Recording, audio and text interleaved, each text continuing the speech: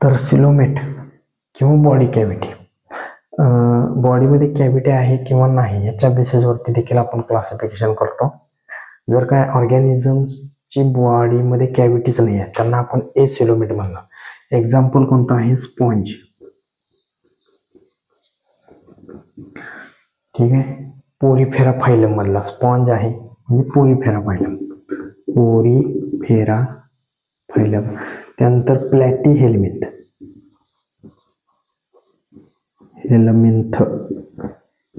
Example प्लनेरिया. प्लनेरिया हा जो aquatic animal आहे त्याच्यामध्ये आपल्याला बॉडी कॅव्हिटी पाहायला मिळत नाही. कॅव्हिटी नाही, स्पेस नाही आहे, पोकळी नाही आहे. त्यानंतर दुसरा प्रकार आहे सुडोसिलोमेट. सुडोसिलोमेट. सुडो म्हणजे फॉल्स आणि सिलोमेट म्हणजे कॅव्हिटी. म्हणजे यांच्याकडे बॉडी कॅव्हिटी आहे परंतु ती बॉडी कॅव्हिटी ही कंप्लीट नाही आहे. फॉल्स बॉडी कॅव्हिटी म्हणजे काय? तर त्यांच्याकडे आउटर जो असतो त्यांची जी बॉडी आहे ती कशी बनलेली असते? तर त्यांच्या बॉडीकडे एक्टोडर्म आहे. एक्टोडर्म हा जर्म लेयर असतो. एंडोडर्म पण असतो. एंडोडर्म पण असतो. परंतु मेसोडर्म जो आहे तो मेसोडर्म कम्प्लिटली सेल्सनी फिल्ड नसतो. हे जे सेल्स आहेत ह्या सेल्सना आपण मेसोडर्मल सेल्स असं म्हणतो. तर हे मेसोडर्मल सेल्स ह्या एक्टोडर्म आणि एंडोडर्मच्या मध्ये जो स्पेस आहे त्या स्पेसमध्ये कम्प्लिटली फिल्ड नाही आहेत. काही ठिकाणी स्पेस मोकळी राहते म्हणून याला आपण सुडोसिलोमेट असं म्हणतो. म्हणजे कॅव्हिटी आहे परंतु ती फॉल्स कॅव्हिटी आहे, pseudocoelomate. Okay. Example ASCII helminth.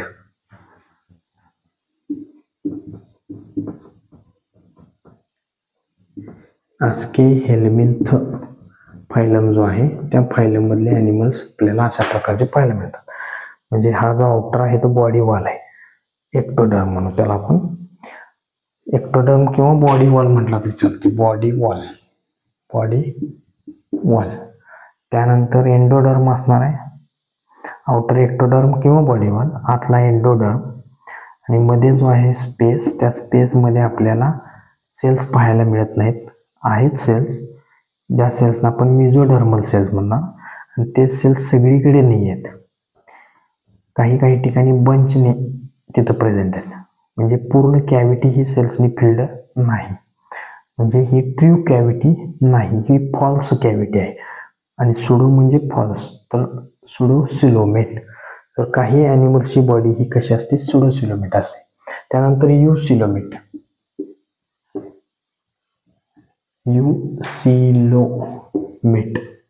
युसिलोमेट म्हणजे यू म्हणजे ट्रू, सिलोमेट म्हणजे कॅव्हिटी. म्हणजे ट्रू बॉडी कॅव्हिटी यांच्यामध्ये प्रेझेंट असते. True body cavity present. आता ट्रू बॉडी कॅव्हिटी प्रेझेंट आहे म्हणजे काय आहे? बघा, बॉडी वॉल असतो, एक्टोडर्म झाला, एंडोडर्म आहे. इथं जसं आपण मेसोडर्मल सेल्स, हे कोणते सेल्स आहेत? ह्यांना सेल्सना म्हणायचं मेसोडर्मल सेल्स. तर हा जो मधला स्पेस आहे एक्टो आणि एंडोच्या मधला, तो स्पेस कम्प्लिटली फिल्ड असणार आहे. कशाने? Mesodermal cells. कोणामध्ये? या युसिलोमेटमध्ये. म्हणून त्याला आपण म्हणतो true body cavity which is present. Example Annelida to chordates. Example